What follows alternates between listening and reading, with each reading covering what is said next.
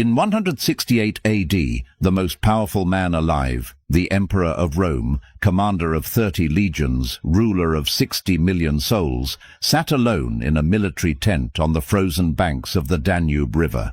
He wasn't writing battle orders. He wasn't counting gold. He was writing to himself. You have power over your mind, not outside events. Realize this and you will find strength. His name was Marcus Aurelius, and here is what makes this almost unbearable to understand. Nobody was supposed to read those words, ever. He wasn't performing wisdom. He wasn't building a reputation. He wasn't trying to impress anyone. He was the most powerful man in the known world, and he was writing private letters to himself about how to be better, how to be worthy, how to deserve the respect that had already been given to him by birth, by title, by empire. That is the difference between the people who are genuinely respected, deeply, permanently, without politics or performance, and the people who are merely tolerated. One group performs worth. The other one builds it, quietly, privately, painfully, in the places where no one is watching. And today, that is exactly what we are going to talk about: 8 behaviors. 8 behaviors that Marcus Aurelius, Epictetus, Seneca, and the most powerful Stoic minds in human history all pointed toward. Each one carved from 2,000 years of observation about what separates the people who command rooms from the people who beg for scraps of attention. If you stay until the end of this video, not because I'm asking you to, but because what you're about to hear will refuse to let you leave, you will walk away knowing exactly why people have been underestimating you, how they've been doing it with your silent permission, and precisely what to do about it. Not with declarations, not with speeches, not with a dramatic reinvention of who you are. With 8 quiet behaviors that rewrite the curriculum you've been teaching people, without realizing you were teaching it at all. Stay close, this goes deep. Intro Bridge 055 230. Before we begin, I need to tell you something that most personal development content will never say to you, because it's uncomfortable. You are not disrespected because people are cruel. You are not overlooked because the world is unfair. You are not undervalued because you haven't found the right people yet. In most cases, in the overwhelming majority of cases, you are treated exactly as you have quietly, unconsciously, persistently taught people to treat you. Every small surrender, every boundary dissolved under pressure, every time you laughed at a joke made at your expense, every time you waited for permission to take up space, you were already standing in. You were teaching, they were learning. And the terrifying, liberating truth of Stoic philosophy, the truth that Epictetus, who was born a literal slave and died one of the most respected philosophers in Rome, lived and breathed every single day, is this: you cannot control what people do to you, but you are almost entirely responsible for what you have shown them they can get away with. That is not blame, that is power. Because if you taught it, you can unteach it. Not with confrontation, not with ultimatums, with 8 behaviors that quietly, undeniably, permanently rewrite the lesson. Let's begin. Number 1. You keep every promise you make to yourself, especially the invisible ones. In ancient Sparta, there was a practice that most history books gloss over. Before a warrior was trusted in battle, before he was trusted to guard his brother's flank, to hold the line, to be the man another man died beside, he had to pass one test above all others. Not strength, not speed, not combat skill. He had to prove that when no one was watching, he did exactly what he said he would do. Because the Spartans understood something that most modern psychology is only now beginning to confirm. The promises you keep in private are the architecture of the person you become in public. Think about your private commitments, not the ones you've announced, the ones you've whispered to yourself at midnight.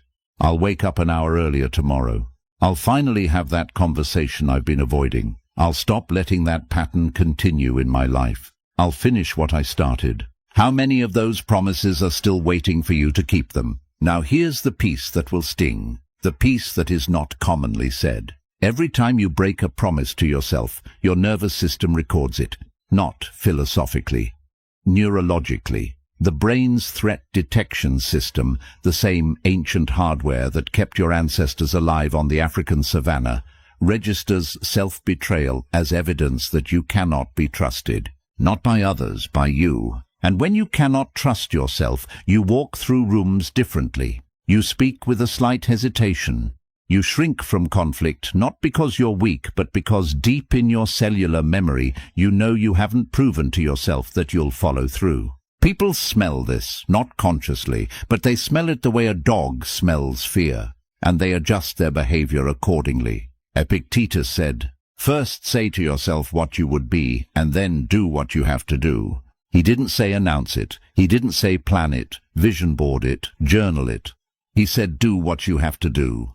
The Stoics had a word for this, prohairesis, the will that chooses and acts, not the will that intends, the will that moves. Marcus Aurelius wrote in his private journal, again a journal nobody was supposed to see, "Waste no more time arguing about what a good man should be. Be one. Not tomorrow, not when conditions improve, not when motivation arrives. Be one." Here is what begins to happen when you start keeping your word to yourself, even the small ones. Your posture changes before you consciously decide to change it. Your voice stops trailing off at the end of sentences. Your eyes stop looking for an exit when a hard conversation walks into the room. Because your nervous system now has evidence that when you say something to yourself, you mean it.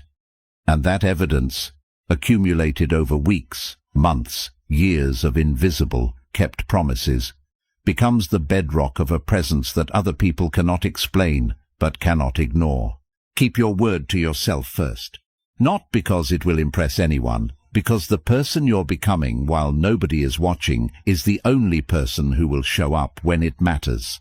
And the world, every room, every relationship, every moment of reckoning, responds to who actually shows up. 2. You speak less than you know, and let the silence work. In 63 BC, a man named Cicero stood before the Roman Senate to deliver what would become the most famous speech in Latin history. Before he spoke, he was silent for a full, unbearable minute. Senators shifted in their seats. The air in the chamber grew heavy. Every eye locked onto him. Every mind in the room leaned forward. Then he spoke.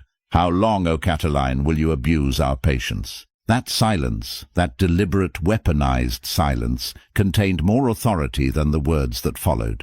Cicero understood what most people forget in the age of constant noise. What you don't say is often more powerful than what you do. The Stoics called it logos, not merely word, but the disciplined, precise, intentional use of language as a reflection of a disciplined mind. Epictetus taught his students that before they spoke, they should ask 3 questions. Is it true? Is it necessary? Is it kind? Not just kind in the soft sense, kind in the surgical sense, useful, clean, without the waste of over-explanation that bleeds confidence from every sentence. Here is what over-explaining actually communicates. When you give a decision and then immediately follow it with 5 justifications, 2 apologies, and a reassurance that you're not a bad person, you are not providing information. You are begging for permission. You are saying, without saying it, "I don't fully trust this decision. Please validate it so I can stop feeling uncertain." And the people you're talking to, even the ones who love you, register that. They catalogue it. They learn that your answers come with handles, and handles are meant to be grabbed. The Japanese have a concept called ma, the art of meaningful emptiness, the power of the pause, the authority of the incomplete sentence that trusts the other person to hold the weight. A master calligrapher doesn't fill every inch of the paper. The space around the brushstroke is what makes the brushstroke beautiful. Your silence is your brushstroke space.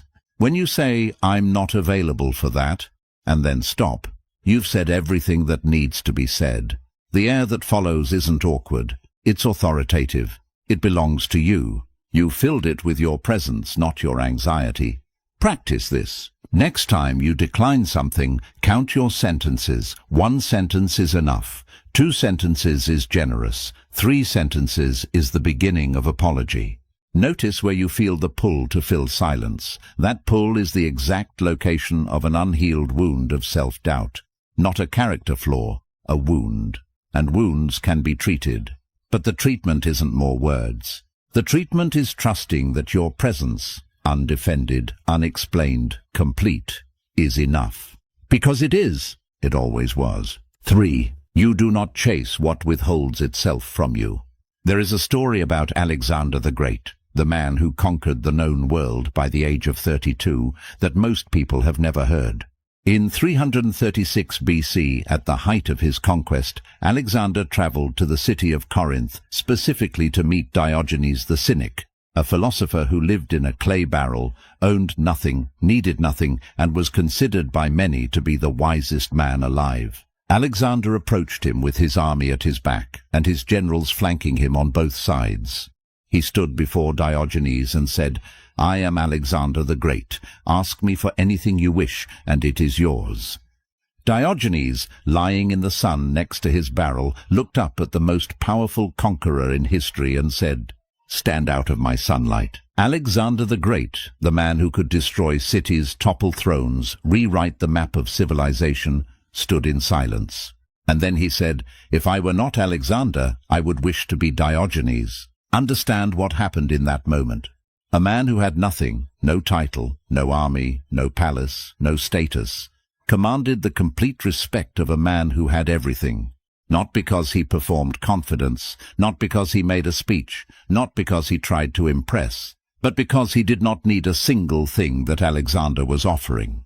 The Stoics built an entire philosophy on this principle, apatheia, not apathy in the modern, defeated sense, but the radical freedom that comes from not being controlled by your desire for things outside yourself. Specifically, your desire for approval. Here is the behavior most people don't recognize as self-sabotage. Chasing the person who goes cold, chasing the friend who stops responding, chasing the colleague who withdraws approval, chasing the parent whose validation never quite arrives. Every time you chase, you teach. You teach them that your sense of worth is portable, that they are carrying it, and that they can weaponize its absence whenever they need something from you.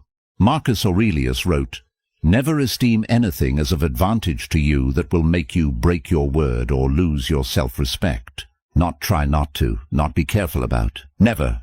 When you stop chasing, something counterintuitive happens. It feels at first like abandonment, like you've given up, like you're being cold, like you're failing the relationship. But what is actually happening is this. You are redistributing power. You are moving the thing they were withholding, your sense of worth, back into your own possession. And the moment you possess it again, you stop being someone they can manipulate with distance, and you start being someone they might actually want to move toward. Not always, not everyone, but the ones worth having, they notice. Stop chasing what withholds itself from you, not because you don't care, because you know your worth isn't stored in anyone else's hands. Number 4. You hold discomfort without flinching and let people see you do it. In 65 AD, a man named Seneca received a letter from Emperor Nero. It said simply, "You are to take your own life." Seneca, the greatest Stoic writer who ever lived, the man who had counseled emperors, written 50 letters on the art of living well, built an entire philosophy around the mastery of fear, called his friends together. He ate dinner with them. He spoke to them quietly about philosophy. He told his wife he loved her. He dictated final letters to scribes. Then, with complete composure, he opened his veins. His friends wept. He asked them why. He said, "I have been practicing for this moment my entire life.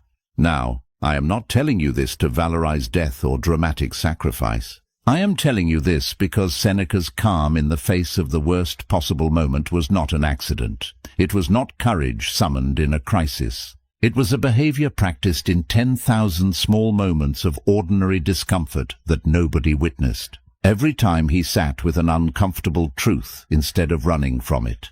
Every time he let a tense conversation breathe instead of rushing to resolve it. Every time he refused to fill silence with apology, refused to smooth over friction with performance, refused to let anxiety drive his actions. He was practicing, And when the hardest moment came, it was the same practice, just louder. Here is what most people do with discomfort. They fix it, immediately, reflexively, not because it needs fixing, because they need the relief. The room gets tense. They apologize even when they're right. A friend goes quiet. They immediately send 3 messages to patch the air. A difficult truth is in the room. They laugh it off, soften it, redirect. And every single time they teach the people around them, I cannot hold difficult moments. If you want to make me bend, just make things uncomfortable. The Stoics had a practice called melity, daily meditation on difficult scenarios, not to become morbid, to become familiar. Familiar with discomfort, unafraid of hard air, fluent in the language of tense moments. When you can sit in a room where the temperature has risen and hold your ground without performing calm or visibly straining to appear unbothered, just genuinely, quietly steady, something shifts. People stop using discomfort as a weapon because it doesn't work on you. And the ones who needed you to be fragile, the ones whose power over you depended on your need to smooth things over, they lose their leverage. Completely, permanently. Sit in discomfort, not because it feels good, because the person who has sat in it 1,000 times is the most trustworthy person in any room. And trust, real, unperformed, earned trust, is the highest form of respect. 5. You release what has already ended before it empties you. In 212 BC, the city of Syracuse had fallen. A Roman soldier burst through the door of a small house near the harbor and found an old man crouched over a drawing in the sand. The old man looked up and said, "Do not disturb my circles." The soldier killed him. His name was Archimedes, and in the last seconds of his life, surrounded by soldiers in a city that had just been conquered, he was still working, still fully present to what he was doing. He was not clinging to what was lost. He was not mourning the fall of Syracuse. He was not frozen in the grief of the ending. He was here, now, present to what remained. That is not indifference, that is mastery. The Stoics called it amor fati, the love of fate. Not the acceptance of what has ended, the active embrace of it, because what has ended has done its work, and you are still here to do yours. Now look at your own life. What are you still maintaining that has already ended? The friendship that runs now entirely on guilt and nostalgia, both of you performing a relationship that stopped breathing somewhere in the middle distance. The role you've outgrown, professionally, personally, relationally, that you keep showing up to play because leaving requires you to claim something you haven't fully claimed yet. The version of yourself built around someone else's definition of who you should be, a definition that was perhaps useful once, or perhaps was never yours to begin with. Marcus Aurelius wrote, "Loss is nothing else but change, and change is nature's delight." He lost his children. He lost mentors. He lost years of his life to war on the frozen frontier. And he wrote those words not from a place of detachment, but from a place of hard-won clarity. What holds you in what has ended is not love. It is fear wearing love's clothing. Fear that if you release it, there will be nothing to replace it. Fear that releasing it means it didn't matter. Fear that the people watching will mistake your letting go for giving up. Here is the truth. Releasing what has ended with dignity is one of the highest acts of self-respect available to you. It says, my time, my energy, my presence, these are not infinite. They are not freely available to anyone who simply occupies space in my history. They go where they are genuinely received. And here is what the people watching, the ones who matter, see when you do this. They see someone who knows the difference between loyalty and self-erasure. Someone who can honor what was without being imprisoned by it. Someone whose presence, when offered, means something, because you don't distribute it without intention. End what has ended, not with bitterness, not with announcement, not with a speech or a scene, with the quiet dignity of someone who finally believes their presence deserves to be somewhere it grows. 6. You receive what is good without shrinking from it. Epictetus was born in chains. Not metaphorically, literally. He was born into slavery in Hierapolis, a small Roman city in what is now Turkey. and spent the first half of his life as the property of a man who reportedly once broke his leg simply to demonstrate his power over him. Epictetus sat calmly as his leg was broken and said, "You are going to break it." Then, "Did I not tell you that you would break it?" No rage, no despair, no begging, just observation, just the absolute, unshakable steadiness of a man who knew exactly where his worth lived. And it was not in his intact leg, his freedom, or anyone's approval of him. Now think about what you do when someone gives you something good, a compliment, a recognition, an expression of genuine admiration. What's your internal movement in that moment? What is the first impulse? For most people, it is deflection, immediate, reflexive, habitual deflection. Oh, it was nothing. Anyone could have done it. I actually nearly got it wrong. You're too kind, really. Every single one of those responses is a rejection. Not a humble one, a rejection. You are telling the person offering something good, "Your perception of me cannot be trusted. The positive experience you just had of my work, my presence, my character, it is mistaken." And underneath that, if you are honest, is something harder.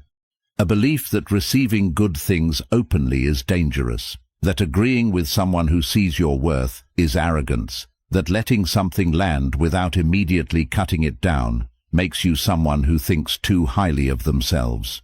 Do you know where that belief came from? It was taught to you by someone, somewhere, in some season of your life, who needed you to be small, and you learned the lesson well, so well that you now enforce it on yourself without needing them present.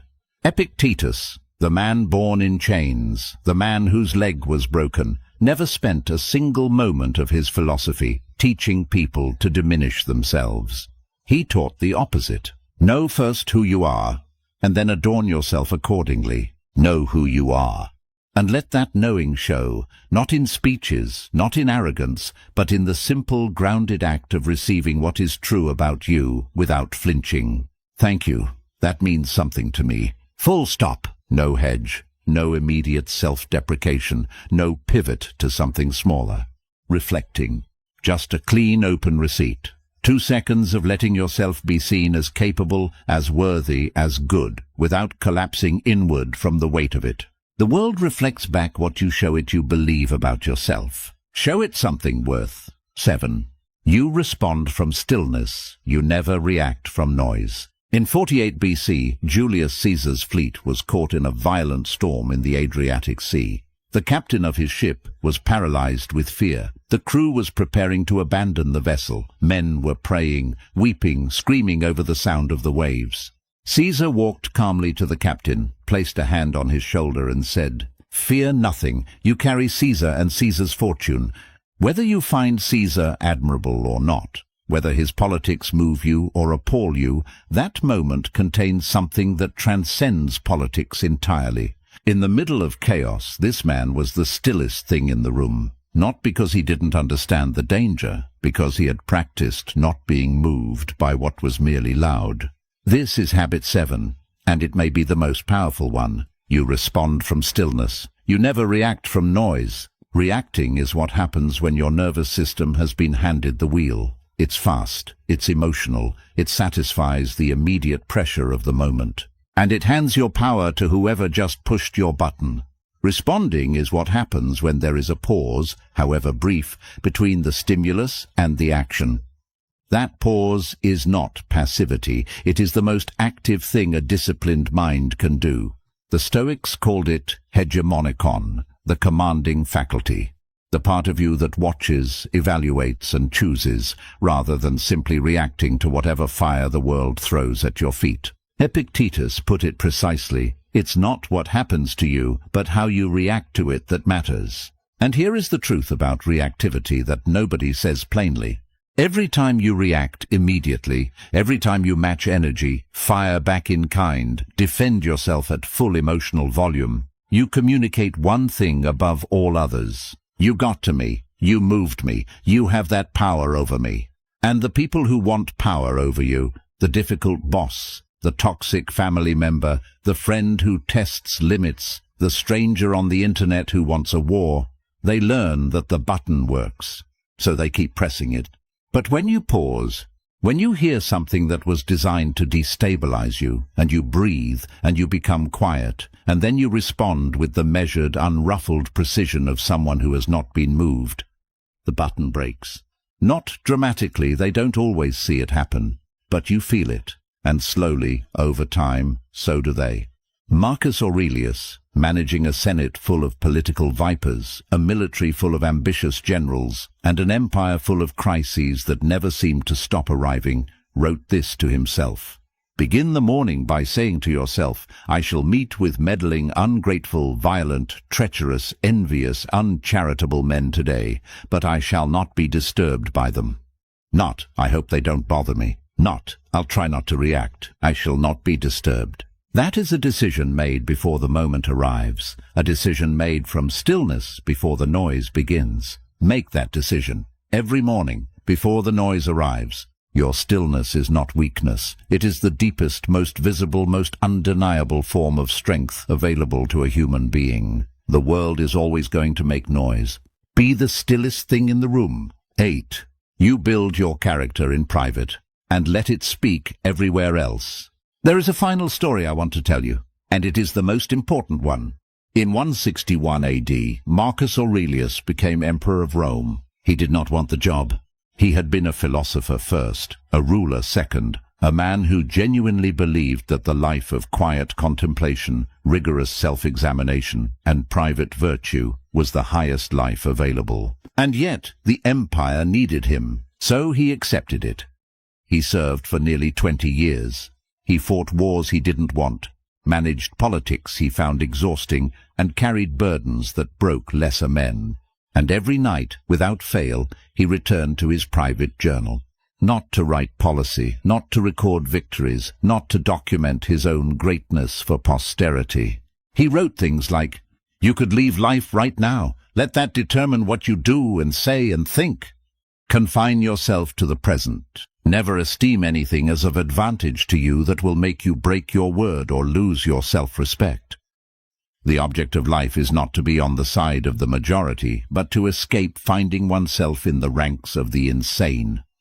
This was a man who commanded the world, and the thing he worked hardest on, the discipline that consumed him most, was a version of himself that nobody saw. The private version.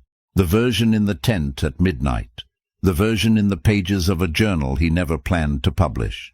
That is habit 8. Not a behavior that others watch you perform. A behavior you perform when the audience has gone home. You build your character in private, and then you don't have to announce it, manage it, or protect it.